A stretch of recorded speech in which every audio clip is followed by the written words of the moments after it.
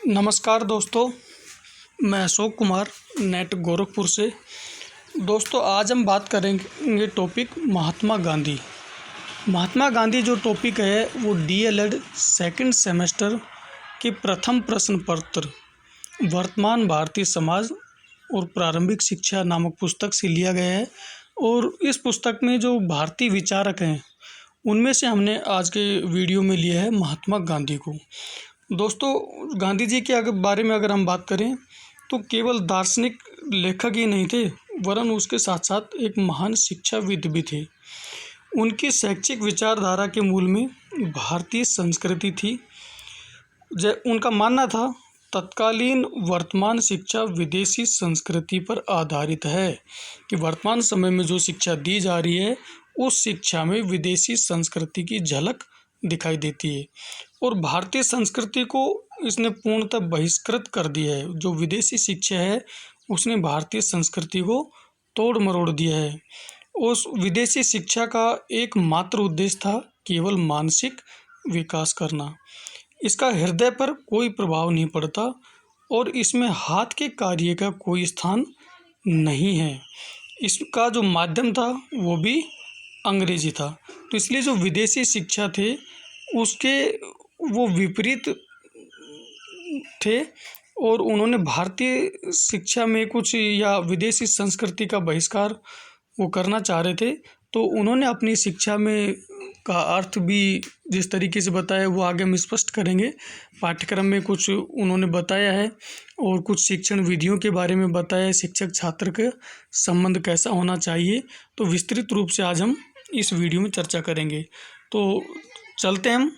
महात्मा गांधी का जन्म 2 अक्टूबर 1969 को काठियावाड़ के पोरबंदर में एक समृद्ध परिवार में हुआ था।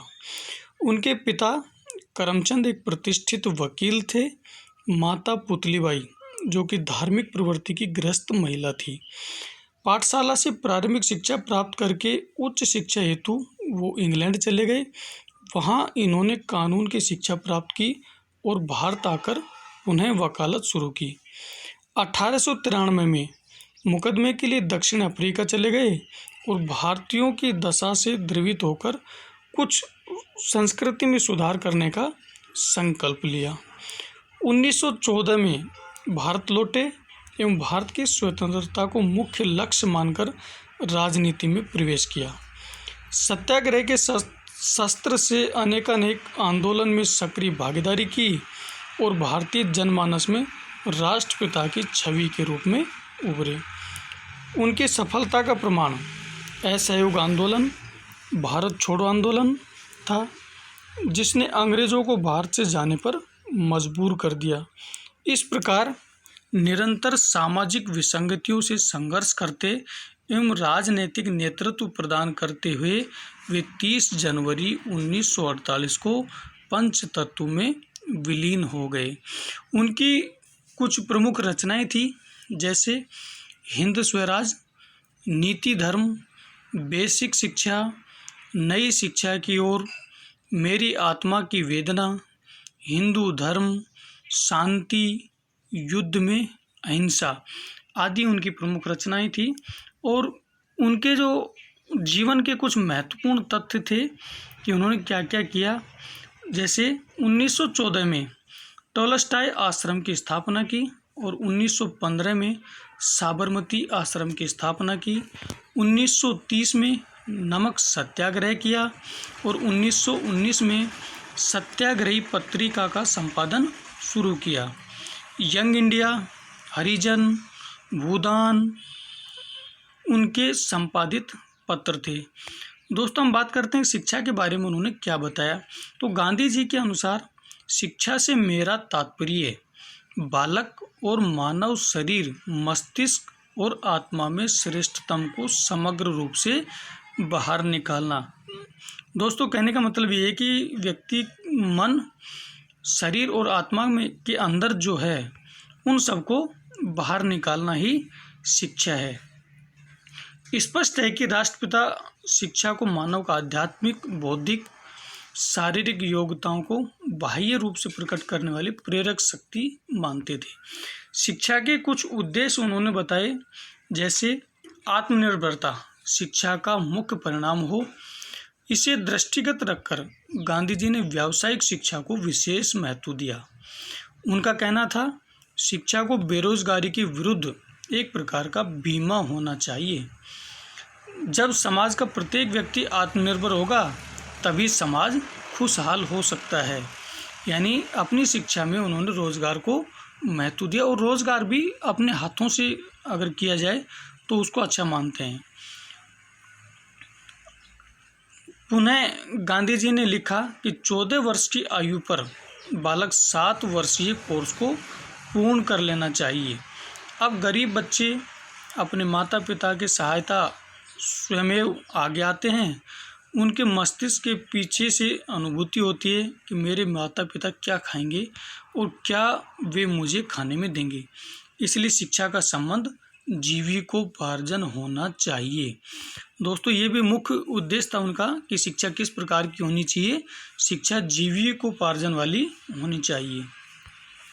सांस्कृतिक उद्देश्य की अगर बात करें तो प्रत्येक भारतीय के व्यवहार में संस्कृति परिलक्षित होनी चाहिए।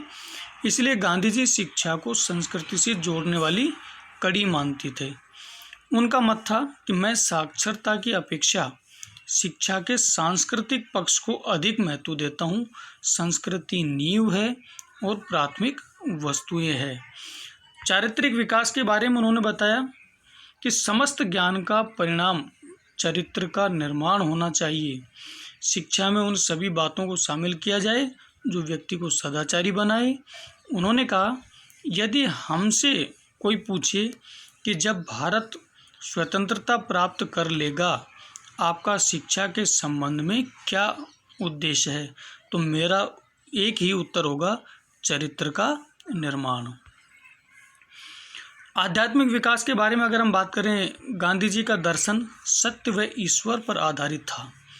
उनका मानना था, शिक्षा ऐसी हो जो बच्चों को परम सत्ता से जोड़े, उन्हें उनके स्वरूप के बारे में जानकारी भी दे। यानी परम सत्ता को भी उन्होंने महत्व दिया। और शिक्षा के पाठ्यक्रम की अगर हम बात करें तो शैक्षिक उद्देश्यों की पूर्ति पाठ्य विषयों के शिक्षण द्वारा ही संभव है। यानी पाठ्यक्रम का होना जरूरी है। गांधी जी बालक का सर्वतोमुखी विकास चाहते थे। इसलिए उन्होंने जिस पाठ्यक्रम की रूपरेखा बनाई वह एकांगी नहीं थी।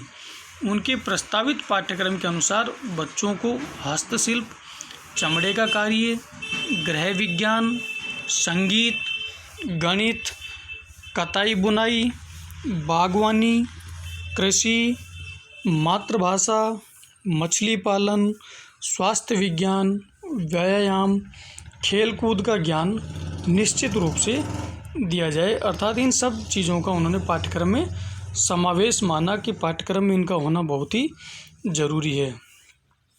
गांधी जी के अनुसार, मैं बच्चों की शिक्षा एक उपयोगी हस्तशिल्प के शिक्षण से आरंभ करना चाहूँगा। मुझे विश्वास है कि मन व आत्मा का उच्चतम विकास शिक्षा की इस व्यवस्था के अंतर्गत संभव है। पाठ्यक्रम को पढ़ाया किस प्रकार से जाए, तो उन्होंने कुछ शिक्षण विधियाँ भी बताई। महात्मा गांधी तत्कालीन प्रचलित शिक्षण विधियों से संतुष्ट नहीं थे। यानी वर्तमान समय में जो शिक्षण विधियाँ चल रही है उनके लिए वो संतुष्ट नहीं थे। उनका मानना था कि शिक्षण विधि ऐसी हो जिससे बालक सक्रिय हो, निरीक्षण करे, प्रयोग करे, अनुसंधान करे और स्वयं अध्ययन करे। अंत में उसे व्यवहार आचरण में आत्मसात भी करे। शिक्षक को बच्चों पर पुस्तकीय बोझ लादना नहीं चाहिए। प्रश्नोत्तर, वाद विवाद, भाषण, भ्रमण, स्थानीय उद्योग के माध्यम से पढ़ना सर्वोचित है। शिक्षा का माध्यम मातृभाषा ही हो। उनका मानना था कि बच्चे के मानसिक विकास के लिए मातृभाषा उसी प्रकार आवश्यक है जिस प्रकार बालक के शारीरिक विकास के लिए माता का दूध।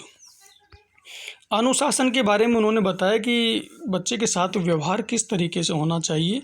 तो गांधी जी दमनात्मक के बजाय प्रभावात्मक अनुशासन के पक्ष में थे, यानी दंड के बिल्कुल विरोधी थे। उत्तम आचरण व उदाहरण बच्चों में सही आदतों का विकास करते हैं। नकारात्मक व शारीरिक दंड से बच्चों एवं शिक्षकों में आत्मीयता का संबंध नहीं जुड़ सकेगा। प्रभावी शिक्षण के लिए ये सारी चीज़ें बहुत ज़रूरी है, यानी दंड के बिल्कुल विरोधी थे और शिक्षक और बच्चे के बीच में आत्मीयता का संबंध होना चाहिए। शिक्षक के बारे में उन्होंने बताया, शिक्षक से गांधी जी की अपेक्षा थी कि वह विद्वान व सदाचारी हो, अपने विषय के प्रति प्रवीणता के साथ साथ उसमें मानवीयता भी अवश्य हो, ताकि वह छात्रों का योग्य मार्गदर्शक बन सके। छात्रों की क्या भूमिका होनी चाहिए? बालक शिक्षा का केंद्र बिंदु है, उसे स्वाध्यायी व लगनशील होना जरूरी है। छात्रों को सदैव सादा जीवन व उच्च विचार रखने चाहिए। स्त्री शिक्षा के बारे में गांधी जी ने बताया कि स्त्रियों की शिक्षा के प्रबल पक्षधर थे। उनके अनुसार एक शिक्षित स्त्री सभ्य समाज की रचना करने में सक्षम होती है। वह अपने सामाजिक व सांस्कृतिक दायित्वों को वहन करने में सदैव तत्पर रहती है। यानी गांधी जी स्त्री शिक्षा के प्रबल समर्थक रहे हैं। जन शिक्षा के बारे में उन्होंने बताया कि देश की गरीबी से गांधी जी बिल्कुल परिचित थे, इसलिए शिक्षा की मुख्य धारा से वंचित भारतीय जनों के लिए प्रौढ़ शिक्षा की व्यवस्था का भी सुझाव दिया। यानी शिक्षा सब तक पहुँचे, प्रौढ़ शिक्षा का भी उन्होंने सुझाव दिया। धार्मिक शिक्षा के बारे में गांधी जी का जीवन दर्शन धर्म से अनुप्राणित था। उनका मानना था कि धर्म रहित जीवन रडार रहित पानी के जहाज के समान है, लेकिन वह सांप्रदायिकता के खिलाफ थे। इसलिए शिक्षा ऐसी हो जिसमें सभी धर्मों के सामान्य सिद्धांतों को स्थान मिले। सह शिक्षा को अगर देखा जाए तो गांधी जी सह शिक्षा के बारे में खुले विचारों के थे। उनके अनुसार निम्न प्राथमिक व उच्च प्राथमिक स्तर तक सह शिक्षा जरूरी है। किशोरावस्था में माता पिता के लिए विकल्प है कि वे अलग अलग विद्यालयों में अपने बालक बालिका को शिक्षा दिलवाए, यानी प्राथमिक स्तर तक सह शिक्षा को महत्व देते थे। उन्होंने कहा, सह शिक्षा का प्रश्न खुला छोड़ दिया गया है, यह समय की भावना के अनुसार स्वयं नियमित हो जाएगा। महात्मा गांधी प्रयोगवादी थे। उन्होंने अपने शैक्षिक दर्शन को मूर्त प्रदान करने के लिए 1937 में वर्धा शिक्षा सम्मेलन में बुनियादी नए तालीम शिक्षा योजना को प्रस्तावित किया। इसके पीछे उनका तर्क था कि वर्तमान ब्रिटिश शिक्षा विदेशी संस्कृति पर आधारित है और भारतीय संस्कृति को इसने पूर्ण बहिष्कृत कर दिया है। इनका मन हृदय पर कोई प्रभाव नहीं पड़ता, इसमें हाथ के कार्य का कोई स्थान नहीं है। इसलिए गांधी जी ने हथकरघा यानी हाथ से जो काम किया जाता है उनके वो पक्ष में रहे। उन्होंने नई तालीम शिक्षा का अर्थ स्पष्ट करते हुए कहा कि हमारी बुनियादी शिक्षा पद्धति मस्तिष्क, शरीर, आत्मा तीनों का विकास करती है। जब तक शिक्षा इन तीन शक्तियों का सामंजस्य युक्त विकास नहीं होता तो इसका कोई मूल्य नहीं है। जिन्होंने जिस बेसिक शिक्षा की रूपरेखा खींची उसकी विशेषता इस प्रकार से, यानी गांधी जी की जो रचना थी बेसिक शिक्षा, उस बेसिक शिक्षा में कौन कौन सी विशेषताएं थी इसके बारे में हम चर्चा करते हैं। नंबर 1 है, बच्चों को शिक्षा अनिवार्य व निःशुल्क रूप में दी जाए। साथियों समझ में आ गया होगा बिल्कुल। बच्चों को ही शिक्षा प्रणाली का मूल केंद्र बिंदु समझा जाए। बच्चों को शिक्षा उनकी मातृभाषा में ही दी जाए।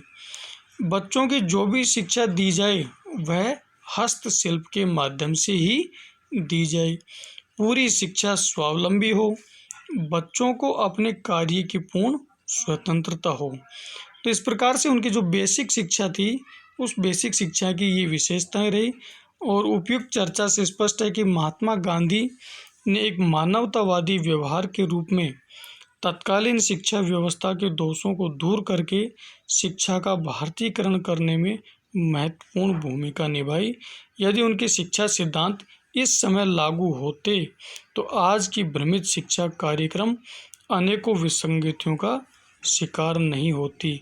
यानी बेसिक शिक्षा हमें लागू करनी पड़ेगी और शिक्षा में हस्तशिल्प का भी स्थान रखना पड़ेगा। दोस्तों, अंत में अभ्यास प्रश्नों में अगर हम देखते हैं तो ये आपको अपनी उत्तर पुस्तिका में करके व्हाट्सएप ग्रुप में हमें भेजने हैं, ताकि हम निर्णय कर सकें कि कितने प्रशिक्षणार्थी हमारे इसमें भाग ले रहे हैं। तो इसमें कुछ बहुविकल्पी प्रश्न दिए गए हैं, इनका आप उत्तर लिख करके हमें व्हाट्सएप ग्रुप में भेजेंगे। कुछ आगे दीर्घ उत्तरीय प्रश्न दिए गए हैं, जिसमें रविंद्रनाथ टैगोर और महात्मा गांधी जी के शैक्षिक विचारों को कितनी सीमा तक समेकित किया जा सकता है, समीक्षा कीजिए। और सत्रीय कार्य के रूप में हम जो टॉपिक दिया गया है, वर्तमान प्रचलित शैक्षिक योजनाओं में हस्तशिल्प व उद्योगों को कितना स्थान दिया गया तथा उनकी प्रासंगिकता पर अपने विचार लिखें। तो दोस्तों, ये उत्तर आप अपनी उत्तर पुस्तिका में लिख करके व्हाट्सएप ग्रुप में हमें भेजेंगे। और कितने प्रशिक्षणार्थियों ने इस टॉपिक को पढ़ लिया है, वह समझ में आ गया है, तो उसका हमें कमेंट्स भी भेजेंगे। और भी कोई अगर आवश्यकता है, कोई इस पे विशेष टॉपिक आपको पढ़ना है, तो उसकी भी आप हमसे डिमांड करेंगे। तब तक अगले वीडियो में हम नेक्स्ट टॉपिक पर बात करेंगे। धन्यवाद।